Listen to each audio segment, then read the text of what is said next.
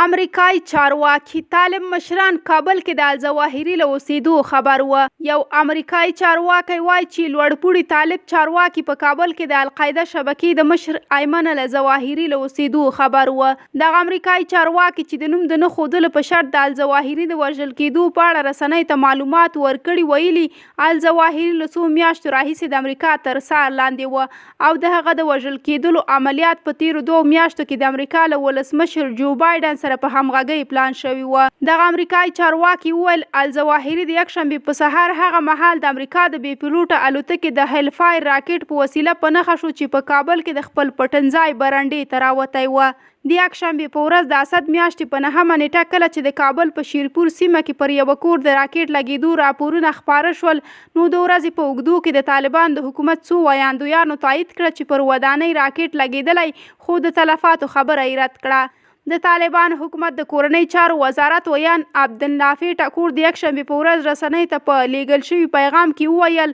کوم کور چې تر راکټي برید لاندې راغلی څوک پکې نه اوسېدل او په خبره یې له همدې امله تلفات نه لري.